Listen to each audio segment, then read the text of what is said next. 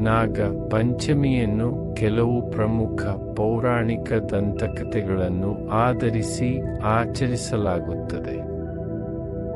ಪ್ರಾಥಮಿಕ ಕಥೆಗಳಲ್ಲಿ ಮಹಾಭಾರತದ ದಂತಕಥೆಯಾದ ಆಸ್ತಿಕ ಋಷಿ ಸರ್ಪ ಜನಾಂಗವನ್ನು ರಕ್ಷಿಸುವುದು, ಶ್ರೀಕೃಷ್ಣನು ಸರ್ಪಕಾಳಿಯ ಮೇಲೆ ಜಯಗಳಿಸುವುದು ಮತ್ತು ಸರ್ಪ ಸಹೋದರನ ಜಾನಪದ ಕಥೆಗಳು ಸೇರಿವೆ.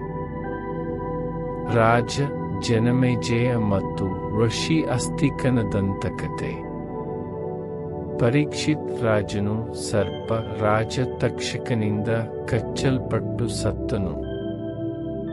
ಸೇಡು ತೀರಿಸಿಕೊಳ್ಳಲು ರಾಜ ಜನಮೇಜಯನು ಎಲ್ಲಾ ಹಾವುಗಳನ್ನು ನಾಶ ಮಾಡಲು ಬೃಹತ್ ಸರ್ಪ ಯಾಗವನ್ನು ಮಾಡಿದನು.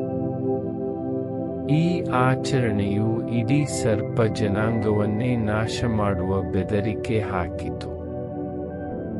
ಬುದ್ಧಿವಂತ ಯುವ ಋಷಿ ಆಸ್ತಿಕ ಮಧ್ಯ ಪ್ರವೇಶಿಸಿ ಜನಮೇಜಯನನ್ನು ಕರುಣೆ ಮತ್ತು ಕ್ಷಮೆಯಿಂದ ಯಜ್ಞವನ್ನು ನಿಲ್ಲಿಸುವಂತೆ ಮನವೊಲಿಸಿದನು. ಕೃಷ್ಣ ಪರಮಾತ್ಮ ಮತ್ತು ಕಾಲಿಯ ನಾಗ. ವೃಂದಾವನದ ಯಮುನಾ ನದಿಯ ಬಳಿ ಬಾಲಕ ಕೃಷ್ಣ ಪರಮಾತ್ಮನು ಆಟವಾಡುತ್ತಿದ್ದನು. ಕಾಲಿಯ ಎಂಬ ದೈತ್ಯ ವಿಷಪೂರಿತ ಹಾವು ನದಿಗೆ ವಿಷ ಹಾಕಿ ಸ್ಥಳೀಯರನ್ನು ಭಯಭೀತಗೊಳಿಸಿತು.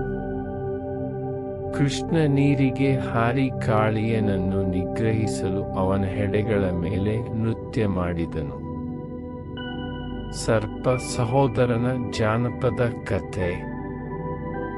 ಒಂದು ಹಳೆಯ ಜಾನಪದ ಕಥೆಯು ಒಬ್ಬ ದಯಾಳು ಕಿರಿಯ ಸೊಸೆಯ ಬಗ್ಗೆ ಹೇಳುತ್ತದೆ. ಅವಳು ತನ್ನ ಸಂಬಂಧಿಕರು ಹಾವನ್ನು ನೋಯಿಸದಂತೆ ತಡೆದಳು.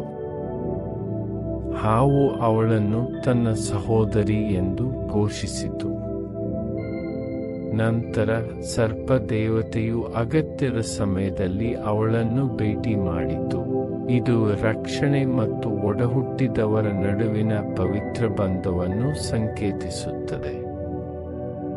ಇದು ಶ್ರಾವಣ ಶುಕ್ಲ ಪಂಚಮಿಯಂದು ಸಂಭವಿಸಿ ಸರ್ಪಗಳನ್ನು ರಕ್ಷಿಸಿ ಹಬ್ಬವನ್ನು ಸ್ಥಾಪಿಸಿತು.